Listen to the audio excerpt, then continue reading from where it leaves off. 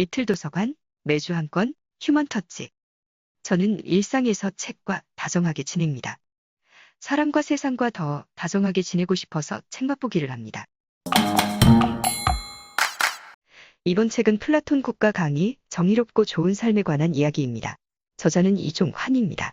책날개에 적혀있는 저자의 관심사를 옮겨봅니다. 철학이 인간의 삶에 어떻게 기여할 수 있는지를 고민하고 있으며 학계와 비전공자 사이에 간극을 줄이는 일에 관심이 많다. 저자는 철학자로 사는 자신의 삶이 좋은가 봅니다. 일반 대중에게도 철학을 알리고 싶을 정도니 말입니다. 게다가 일찌감치 시작한 플라톤과의 우정을 지금까지 지속하고 있어 신뢰할 수 있었습니다.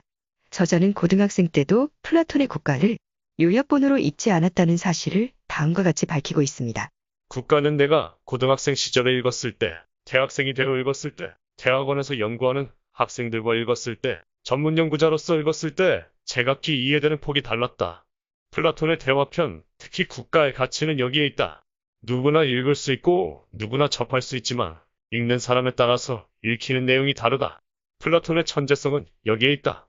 독자를 한정하지 않지만 독자마다 다른 충의로 이해할 수 있는 형식의 작품을 통해서 지혜를 추구하는 철학의 길에 더 많은 사람들을 초청한다. 플라톤 철학을 요약본을 통해 수박 겉핥기식으로 이해해온 저 같은 일반 대중에게 반가운 책이 아닐 수 없습니다. 저자 덕분에 지금까지 알지 못했던 플라톤 철학의 새로운 면모를 발견하게 되어 감사했습니다. 플라톤 때문에 철학에 매료되고 입문하는 사람들도 덜어 있을 것 같은 예감도 들었습니다. 저자가 이 책을 출간한 의도는 다음과 같습니다. 그 의도가 얼마나 저에게 적중할지는 장담할 수 없지만 말입니다. 이 책의 목표는 두꺼워서 엄두가 나지 않는 국가를 요약본으로 접하도록 하는 것이 아니라 그 두꺼운 국가를 직접 읽어볼 수 있도록 길을 제시하는 것이다. 이 책은 국가를 더 잘 읽을 수 있도록 돕는 것을 목표로 한다. 따라서 이 책을 통해 국가를 읽고 싶어진다면, 그리고 국가를 통해 나 자신이 누구이며 세계란 무엇인지에 대한 대답을 찾는 길에 들어서게 된다면 이 책의 목표는 훌륭히 달성되었다고 할 수 있다. 사실 플라톤의 국가라는 책은 철학자의 가치를 최고조로 높인 저서일 것입니다. 철학자가 통치자가 되어야 한다는 철인 정치를 만방에 설파한 책이니 말입니다. 플라톤은 이상 국가 안에서 철학자가 통치를 잘할 수 있을 것이라고 합니다만 현실의 사람들은 그다지 동조해주지 않는 것 같습니다. 인간의 속성이나 본질을 그 누구보다도 냉철하게 꿰뚫는 능력의 소유자가 철학자이니만큼 사람들을 다스리는 능력도 출중할 것 같은데 현실은 호락호락 믿어주지 않습니다. 그 간극의 원인이 무엇인지 궁금해집니다. 공작과 로비의 예술일 수 있는 정치를 동물이 아닌 인간의 영혼으로서는 감당하기가 벅찰 수 있을 것 같습니다. 정치계가 워낙 복잡성의 세계인지라 동물이 아닌 인간의 이성으로는 악랄한 정치공학을 실행할 수 없을지도 모릅니다. 그래서 아마 공자도 태계 이황도 정치계에 어울리지 않았던 인물이 아닐까 싶기도 합니다. 부정의한 현실의 국가에서 철인 통치는 불가능할 것도 같지만 무턱대고 기정사실화할 수는 없을 듯합니다. 철학자란 어떤 사람인지 철학자의 능력과 관련된 문장들을 책에서 눈에 띄는 대로 인용해 봅니다. 철학자는 일반인들과는 다른 훌륭한 사람이다. 히라보로 아름답고 좋은 사람이라는 말은 그 시대에 가장 뛰어난 사람에게 붙이는 호칭이었다. 이들은 배움을 사랑하고 진실하며 지혜를 사랑하기 때문에 절제가 있고 재물을 좋아하지도 않고 쉽게 배우고 배운 것을 잘 잊어버리지 않는다. 국가의 소크라테스에 따르면 철학자는 정치를 해야 마땅한 사람이다. 정치수를 가지고 있음에도 불구하고 사회는 철학자에게 통치할 기회를 준 적이 없다고 판단되는 이유는 이용해 보지 않아서이다. 철학자가 쓸모없어 보일지 모르지만 실제로 철학자가 쓸모있는 일을 할 기회를 갖지 못해서 그렇게 보일지도 모른다. 이상 국가를 현실화하기 위해서는 철학자가 통치해야 한다. 철학자의 성향을 가지고 태어나는 사람은 매우 소수인데다 제대로 양육되지 않으면 철학자로 성장하지 않을 것이기 때문에 정의로운 국가를 만들기 위해서는 이들을 잘 키워야만 한다. 아무래도 철학자는 부정의보다는 정의와 더 가까운 사람임에 분명해 보입니다. 그러한 철학자가 현실에서 어울리는 일은 정치 분야가 아니라 교육 분야가 아닐까 싶습니다. 온갖 계층이 어우러진 대중 집단을 다스리기에는 역부족이어도 학생을 통솔하기에는 능력을 발휘할 수 있을 테니까 말입니다. 하지만 학생도 인간 동물 혹은 동물 인간일 수 있어서 각양각색의 학생들을 한꺼번에 가르치는 것은 만만한 일이 아닐 수 있습니다.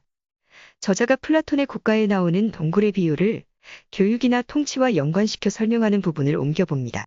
교육과 통치 중 어떤 분야가 철학자와 더 잘 어울릴 수 있겠는지 가늠해보는 것도 재미를 더할 수 있습니다.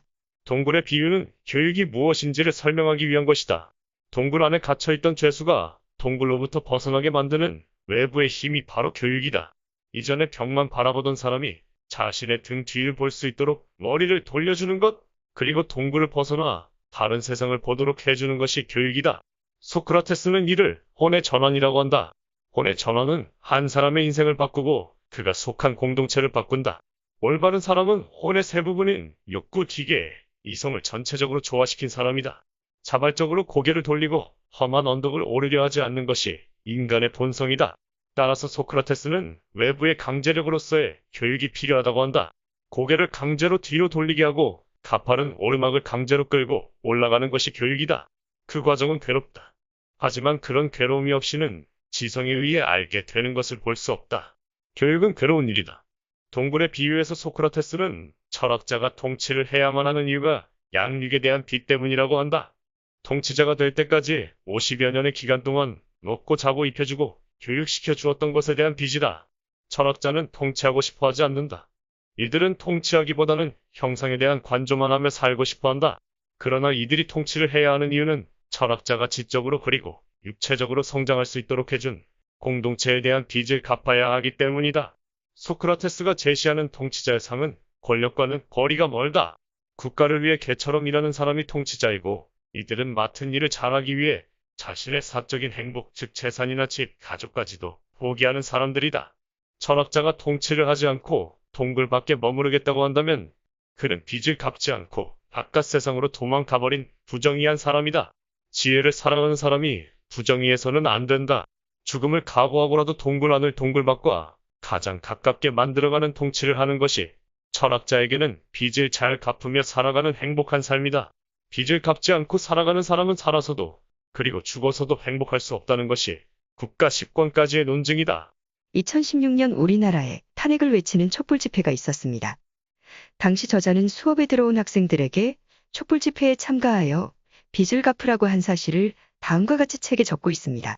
정권의 부정의함이 드러나 촛불이 하나둘씩 들리던 때 수업에 들어가서 동굴의 비유를 설명해 주었다.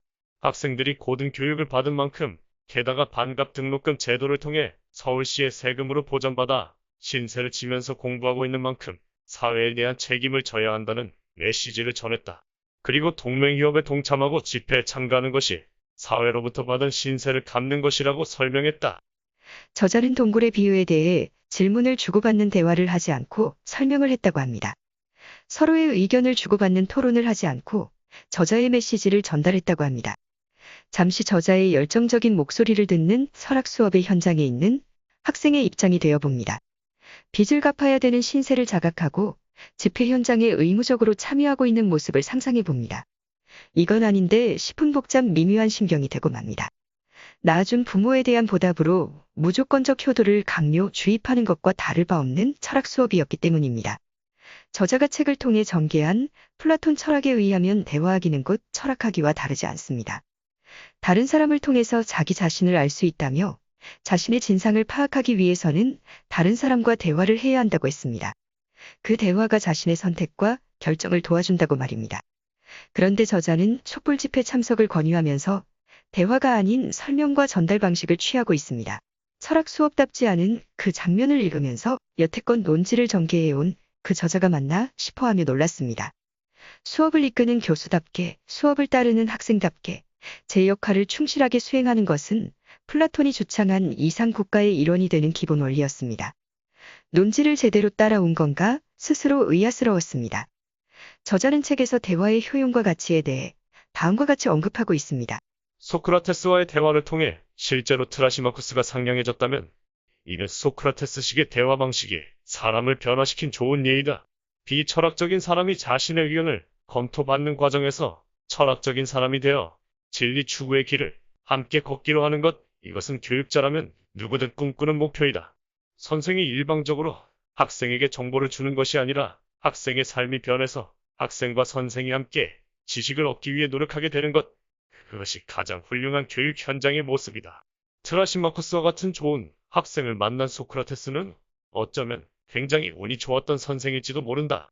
학생들과 대화를 주고받으면서 질문을 하고 질문을 받으면서 답을 해주고 답을 요구하면서 역동적인 수업 현장을 얼마든지 연출할 수 있는 충분한 소양을 갖춘 저자라고 여겼기에 더 놀라고 이상하게 여겼는지 모릅니다.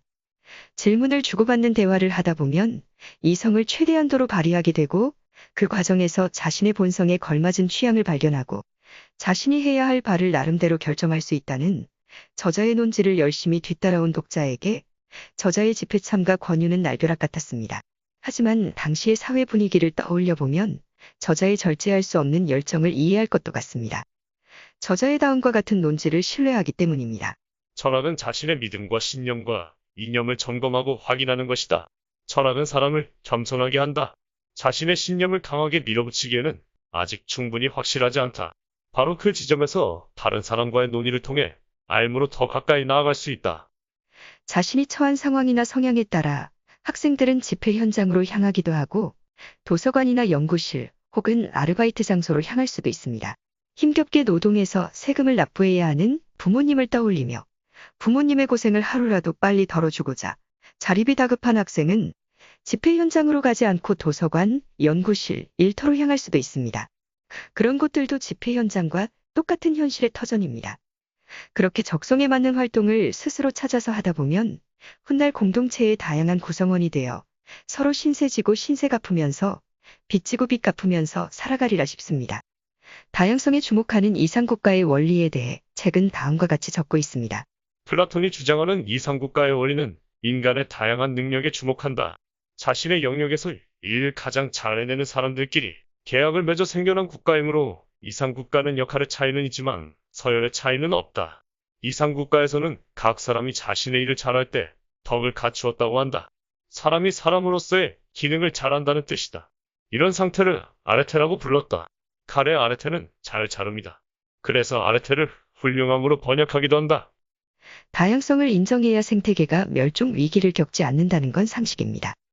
집회에 참석하는 학생도 있고 도서관에서 공부하는 학생도 있어야 국가가 건실하게 유지될 수 있습니다. 어느 한쪽으로 치우쳤다면 현재의 대한민국은 존재하지 않을 것입니다. 저자가 학생들에게 집회 참석을 권유한 것은 현실을 더 나은 상태로 만들고자 하는 철학의 역할에 주목했기 때문일 것입니다. 정의로운 사회를 읽어가고자 하는 저자의 염원을 담은 구절을 옮겨봅니다. 너도 나도 정의가 무엇인지 질문하기 시작한다면 아직은 정의가 무엇인지 찾는 과정에 있을지라도 감히 부정의한 삶을 선택할 만용을 가진 사람은 등장하기 어려울 것이다. 저자가 쓴 플라톤 국가 강해라는 책은 2019년 5월에 출간되었습니다. 코로나 사태와 조국 사태가 일어나기 이전입니다.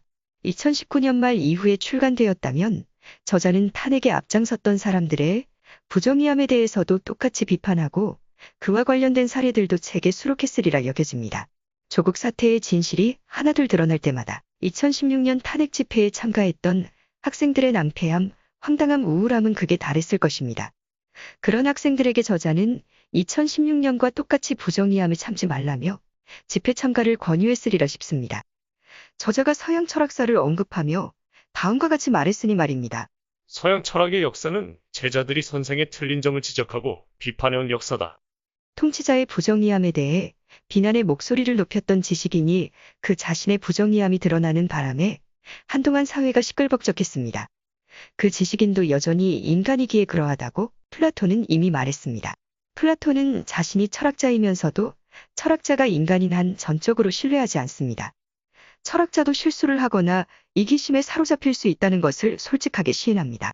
플라톤은 인간에게서 자발성도 그다지 기대하지 않습니다. 법과 제도라는 강제성이 주어져야만 비로소 정의가 실현될 수 있다고 봅니다. 철학자가 통치자인 이상국가에서 강제성이 어떻게 주어지고 있는지 인용해 봅니다. 철학자도 인간인 한 자신의 욕망대로 살 가능성이 있기 때문에 그에게 가족도 허락하지 말아야 하고 사유재산도 주지 말아야 하며 강제적인 교육과 법을 통해서 통치를 강요해야만 한다.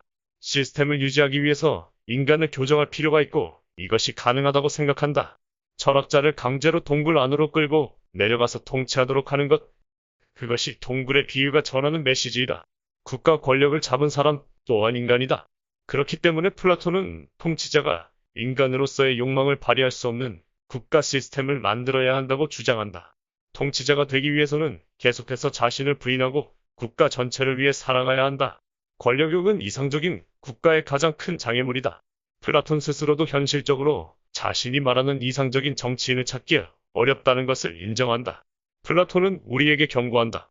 국가 전체를 잘 되도록 만들어야 하는 정치인들이 개인의 재산과 명예에 관심을 두기 시작하는 순간, 아무리 그런 욕구가 인간적이라고 할지라도 정치인 개인뿐 아니라 국가 전체가 흔들리게 된다고. 인간은 완전하지 못하다. 아무리 좋은 성향과 교육을 통해서도 완전한 사람을 만들기는 힘들다. 통치자가 실수나 판단 착오를 겪는 것은 어떤 점에서는 필연적이다. 따라서 좋은 시스템을 만들어두고 그 안에서 좋은 사람이 그 시스템을 운영하도록 해야 한다. 플라톤은 인본주의적이지 않다. 몸을 가지고 있는 인간은 계속해서 변화한다. 자발적인 노력만으로는 한계가 있다. 따라서 일종의 강제력이 가해져야 한다. 플라톤은 시스템을 중요시하지만 인간의 변화에 대한 기대를 완전히 저버리지는 않는 휴머니스트이면서도 인간에 대한 막연하고 맹목적인 신뢰에 매몰되지 않는 현실주의자라는 점이 잘 드러난다. 이상국가에서는 통치자가 곧 철학자입니다. 국가를 지켜야 할 수호자는 주인을 지키는 개처럼 되어야 합니다. 수호자를 개에 비유하는 부분을 인용합니다. 소크라테스는 국가 수호자들이 개처럼 예민하고 날렵하고 힘이 세고 용감해야 한다고 한다. 친근한 사람에게는 온순하고 적에게는 거친 두 성향을 같이 갖추고 있어야 한다. 수호자가 땅과 집, 그리고 돈을 소유하는 순간 이들은 자신의 재산을 키우는데 군인으로서 가지고 있는 물리력을 쓰게 된다. 그런 경우에 시민을 주인처럼 지키는 개와 같은 역할을 해야 하는 수호자가 반대로 시민의 주인 노릇을 하려들고 시민의 재산을 노리게 될지도 모른다. 수호자와 통치자에게 사유재산을 허용하는 것이 이상국가가 몰락하는 계기가 된다. 소크라테스는 혼인 제도의 목적을 출산이라고 말한다. 최소한 수호자 계급에서는 그렇다. 출산은 훌륭한 수호자 계급 자녀들을 낳는 수단이다.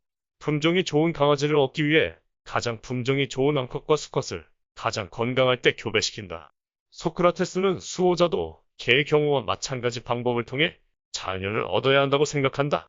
가장 뛰어난 자녀를 낳기 위해 가장 뛰어난 부모를 골라내어야 하며, 만약 그렇지 않은 자녀가 나오는 경우 영아 살해를 허용하는 국가 시스템이라니 우생학의 주장과 다를 바가 없다. 홀로코스트를 정당화할 수도 있을 것 같다. 하지만 소크라테스는 인간도 동물이기 때문에 수호자들은 개의 경우와 마찬가지로 개양이 가능하다고 본다. 통치자와 수호자들이 사유재산이나 안락한 집을 포기하도록 시스템이 작동되는 나라가 이상국가입니다. 이상국가에서 통치자와 수호자들은 오로지 나라 전체의 행복을 염두에 두면서 살아야 합니다. 개인의 행복은 기꺼이 포기해야 합니다. 그에 반해 생산자인 일반 사람들은 사유재산을 가질 수도 있고 가정을 꾸릴 수도 있습니다. 과도한 부는 추구할 수 없지만 편안한 집에서 좋은 음식을 먹을 수는 있습니다. 그러한 시스템이 작동되고 있는 이상국가라 할지라도 망할 수 있습니다. 저자는 이상국가가 명예, 돈, 자유 등으로 인해 파멸해가는 과정을 다음과 같이 설명합니다. 이상국가는 철학자의 실수 때문에, 명예지상정체로, 그리고 돈에 대한 욕심 때문에, 과도 정치체제로, 멋대로 살고 싶은 자유의 욕망 때문에 민주정으로, 그리고 과도한 자유 때문에 잠주정으로 망해간다. 훌륭한 철학자와 왕이 국가를 제대로 통치한다면 이 파멸의 속도를 늦추거나 되돌려 처음의 상태로 회복할 수 있다. 가장 처음 상태인 철학자에 의해 통치되는 국가가 가장 좋은 국가이다. 인류가 진보해간다는 믿음은 옳을까? 정말 인류의 역사는 나아지고 있을까? 1960년 4.19 혁명, 1987년 6월 항쟁, 2016년 촛불을 플라톤이 본다면 대한민국은 진보하는 것이 아니라 조음을 회복해가는 과정에 있다고 말할지도 모른다. 동양의 공자가 요순시대를 동경했다면 서양의 플라톤은 이상국가의 회복을 바랐습니다. 하지만 요순시대나 이상국가는 옛날 이야기 속에만 존재할 법합니다. 그래서 플라톤은 이야기 형식으로 국가를 썼는지도 모르겠습니다. 국가는 이야기 줄거리 속에 철학 주제들을 담아 대화하고 논증하는 문학입니다. 쉽게 말하자면 철학소설인 셈입니다. 저자는 국가 줄거리를 다음과 같이 소개합니다. 국가 자체가 일종의 이야기이다. 자신의 철학을 통해 답하고자 하는 핵심적인 문제들은 논증의 방식이 아니라 오히려 실화나 이야기 등의 상상력을 동반하는 문학적 장치를 통해 제시된다. 지혜를 향하는 한 논증이든 이야기든 모든 수단이 다 활용된다. 논증이 가능한 부분까지는 논증을, 이야기를 통해 지혜를 추구할 부분은 이야기를 통해 철학한다. 국가는 한 시대를 살았던 인물들의 이야기를 그린 문학 작품 안에서 다양한 주제의 철학을 논의하고 통합하는 가장 인문학적인 책이다. 잊지 말아야 할 것은 책 전체가 하나의 이야기라는 사실이다. 소크라테스가 글라우콘, 아데이만토스와 함께 히레오스에 가서 축제를 구경하다가 아테네로 올라가려는데 폴레마르코스를 만나 그의 집에 가게 되었고, 폴레마르코스의 아버지인 케팔로스와 올바르게 사는 것이란 무엇인지에 대한 이야기를 시작했고, 밤새 그 주제로 계속해서 대화를 나눈 내용이 국가이다. 저자는 국가라는 책 속의 시대적 배경이 기원전 432년이라고 합니다. 그 시기는 아테네가 스파르타와 전쟁을 하기 전에 평화로운 시기입니다. 기원전 431년부터 거의 30년 가까이 이어졌던 펠로폰네소스 전쟁이 시작되기 1년 전쯤입니다. 책 속의 등장인물들은 얼마 전까지만 해도 실존했던 사람들입니다. 그들은 장차 자신들이 전쟁 와중에 죽을 운명이라는 것을 알지 못하고 있습니다. 그렇지만 책을 읽고 있는 독자들은 그들이 참주정 혹은 민주정으로 갈라진 정치적 입장 때문에 전쟁 속에서 죽음을 맞는 비극에 대해 모두 알고 있습니다. 그 상황에 대해 책은 다음과 같이 설명하고 있습니다. 플라톤은 등장인물들이 실제로 어떤 삶을 살았는지 독자가 알고 있다는 사실을 염두에 두고 역사의 비극을 경험했던 이들을 주인공으로 등장시켰다. 그 인물들은 독자들이 이미 알고 있을 뿐만 아니라 실제로도 했음직한 대화를 하는 캐릭터로 작품에 등장하기 때문에 플라톤의 작품에는 역사와 가상이 섞여 있다. 아테네의 독자들은 이제는 모두 저 세상으로 떠나 역사 속 인물이 되어버린 캐릭터들의 대화를 읽을 수밖에 없다. 비극 작가를 꿈꾸었던 플라톤이 이런 문학적인 형식을 선택한 것은 우연이 아닐지도 모른다. 플라톤의 창작 의도는 바로 거기에 있다. 실제로는 산전수전 다 겪었던 사람들이 정치적인 혼란과 혁명의 징조조차 보이지 않는 시기에 정의에 대해서 논의하는 장면을 독자들이 읽으면서 이들이 실제로 살아갔던 삶을 반추하도록 한다. 아직 전쟁이 일어나지도 않은 시점에 스스로가 어떻게 죽을지 모르는 주인공들이 모여서 정의가 무엇인지를 이야기하는 그 대화를 독자들이 보게 만든다. 독자에게 그 자체로 비극이 된다. 국가에 등장하는 인물들은 당시의 독자들에게 매우 친숙했을 것입니다. 등장인물의 활약과 죽음에 대해 이미 잘 알고 있는 독자들은 국가라는 책을 통해 그들을 다시 만나는 셈이 됩니다. 인물에 대한 배경 지식을 풍부하게 갖고 있는 상태에서 대화와 이야기로 진행되니 독자들은 감정이입이 쉬웠을 것입니다. 민주정이었던 아테네가 스파르타와의 전쟁에서 패한 이후에 격동기적 상황을 옮겨봅니다. 30인의 참주들에게 통치를 받게 되었다. 이들은 친민주정 사람을 대대적으로 숙청했다. 장례식도 금지시켰다. 기원전 403년 민주파가 여러 번의 전투를 통해 30인의 참주들을 물리쳤다. 아테네에는 다시 민주정이 세워졌다. 민주정이 재집권을 거치면서 수많은 사람들이 피를 흘리며 죽어갔다. 소크라테스는 젊은이들을 타락시켰다는 이유로 재건된 민주정의 폭정에 의해 사형을 당했다. 저자는 당시 아테네의 참주정을 설명하면서 한국의 과거 대통령들을 참주에 비유합니다. 그 문장을 옮겨봅니다. 온갖 수단과 방법을 동원하여 자신의 자리를 지켜줄 수 있는 사람을 다음 대통령으로 뽑는다. 무능할 뿐 아니라 부패했던 정권은 사법부와 협상하여 권력을 휘두르고 기업을 겁박하고 자신의 권력을 유지하려 든다. 저자가 분명히 지나간 대통령에 대해 언급한 내용인데 2021년 현재의 상황으로 착각할 정도입니다. 하도 똑같아서 읽으면서 허허 이것 참 하고는 웃었습니다. 과거나 현재나 보수나 진보나 별반 다르지 않은 50보 100보 대통령이라는 것을 저자가 깨우쳐준 셈입니다. 그런데 책은 고대 아테네의 상황을 보여주면서 우리들에게 넌지시 알려주는 게 있습니다. 참주 대통령들을 뽑은 것은 다름 아닌 우리들이라는 사실을 일깨워주는 부분을 옮겨봅니다. 민중은 참주를 낳았다. 자유를 원하는 민중의 욕심은 참주에게 권력을 주었고 자유롭기를 바라던 시민은 참주의 노예가 되었다. 민중은 이제 참주와 그의 패거리를 먹여 살리게 되었고 참주는 자신을 낳아준 민중이 자기에 대해 불평하면 민중을 압제하고 폭행한다. 결국 힘들고 가혹한 노예의 삶을 살게 되는 것이 멋대로 할 수 있는 자유를 추구하던 시민들의 운명이다. 플라톤은 정의로운 이상국가를 현실에서 실현할 수 있는 방안을 기획하고 구상하느라 논증하고 이야기하면서 장장 10권까지 줄기차게 파고들었습니다. 그 집필 과정은 곧 플라톤에게 철학하기 과정과 다름없습니다. 독자가 국가를 읽는 과정 또한 철학하기 과정입니다. 그래서 저자는 플라톤 국가 직접 읽기를 통해 철학하기를 강조합니다. 국가의 첫 독자들은 그 책의 등장인물들이 실제 역사에서 정당하지 않은 정치 권력에 희생되었다는 사실을 알고 있었다. 하지만 정작 국가의 주인공들은 작품 속에서 자신들이 나중에 부정의한 권력에 의해 희생된다는 사실을 알지 못한 채 정의가 무엇인지를 논의한다. 국가에서 논쟁하는 한 사람 한 사람의 입장을 살펴보고 때론 그 논쟁의 미로 속에서 등장인물들과 함께 길 잃어보기도 하는 독서는 왜 국가를 읽는 일 자체가 철학하는 일이 될 수 있는지 느끼게 한다. 플라톤이 얼마나 끈질기게 논증을 거듭했는지는 국가라는 책이 10권이나 된다는 것에서 짐작할 수 있습니다. 플라톤은 10권까지 끌어가면서 치열하게 고군분투했습니다. 완전한 국가, 완전한 철학에 가다 보려고 말입니다. 하지만 끝내 그럴 수가 없었습니다. 10권의 말미에서 플라톤은 이성적 논증의 한계를 솔직하게 시인하며 책을 마무리합니다. 철학자가 논증의 끝에서 한계에 맞닥뜨렸으니 씁쓸했을 듯도 합니다. 하지만 그 장면은 한계를 드러내는 솔직함으로 인해 장엄해집니다. 플라톤은 그 한계 상황을 포장하거나 가리지 않습니다. 철학자가 스스로 철학의 한계를 노출하는 것은 쉽지 않습니다. 내부 고발자가 되듯 용기가 필요했을 것입니다. 그 솔직한 용기가 플라톤을 위대하게 만들고 서양 공동체의 위상을 더 높이는 데 기여했는지도 모릅니다.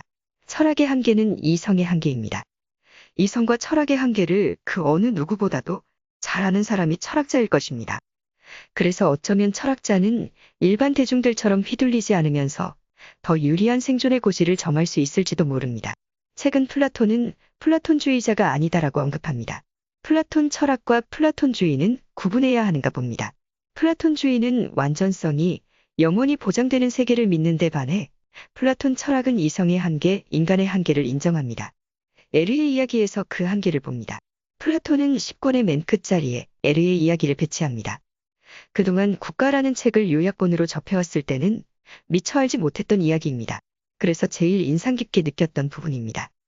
논증과 이성의 한계를 에르 이야기로 드러내면서 플라톤은 긴 지필을 마무리합니다. 국가의 소크라테스는 올바르게 살았는데도 불구하고 사형을 언도받고 독배를 마셔야 했습니다. 인간의 이성으로는 도무지 그 까닭을 헤아릴 길이 없습니다. 이성 너머를 소환할 수밖에 없습니다. 플라톤이 국가 10권 마지막 부분에 종교에서나 할 법한 다음 생에 대한 사후 세계를 다녀온 에르의 이야기를 남긴 것은 의미심장합니다.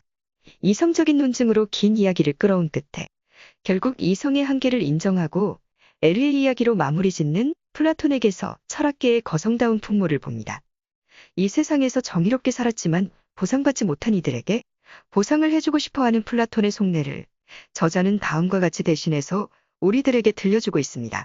소크라테스처럼 살아있는 동안에 사람들에게 좋은 평판을 받지 못하고 결국 독배를 마시고 죽는 사람도 죽은 후에는 상을 받는다. 그래야만 플라톤이 쓴 책의 주인공인 소크라테스가 자신의 삶을 제대로 해명할 수 있다. 이를 위해 국가의 소크라테스는 엘의 경험을 소개한다. 소크라테스가 엘의 이야기를 통해 하고 싶은 말은 죽으면 끝이라는 사고방식이 오히려 우리가 올바르지 못한 삶을 살게 한다는 것이다. 그리스 영웅들이 보여주는 인생은 한 번 살고 끝이라는 태도는 정의로운 삶을 살 이유를 찾지 못하게 한다. 10권의 후반부에서 엘이라는 사람이 사후 세계를 경험하고 돌아온 이야기를 제시하면서 이를 통해 훌륭한 사람이 상을 받는다는 사실을 증명한다. 소크라테스가 국가의 긴 논의 끝에 내리는 결론이 죽은 뒤에 복받기 위해서는 현세에서 착하게 살라는 종교의 가르침이라니 정말 김새는 일이 아닐 수 없다. 이렇게 후반부는 진지한 철학이라고 보기 어려운 신화를 통한 종교적 교훈의 구성이라면 스펙터클했던 국가의 마무리로는 너무 약하다. 10권 마지막 부분에서 소크라테스는 올바른 사람에게 주어지는 보상을 설명한다. 불사하는 혼의 이야기나 사후 세계의 이야기, 그리고 윤회하는 혼에 대해 소크라테스의 입을 빌어 이야기한다. 사실이 아니니 그저 흥미로 듣는 이야기로만 간주하지 말라면서 말이다. 플라톤은 인간의 한계를 인정한다. 그러나 인간은 자신의 한계를 넘어서려기 때문에 다른 동물과 다르다.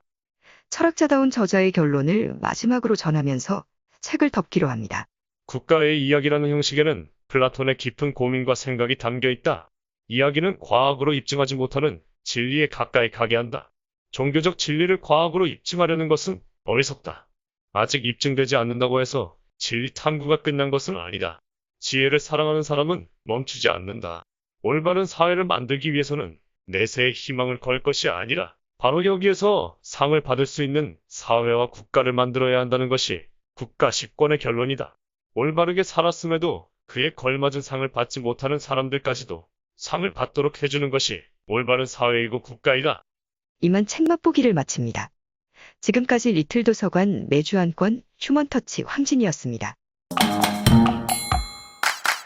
책 맛보기는 그저 제가 경험한 책, 사람, 세상 이야기일 뿐입니다. 이야기하다 보면 사람이 덜 된 저 자신을 즐겁게 발견하게 됩니다.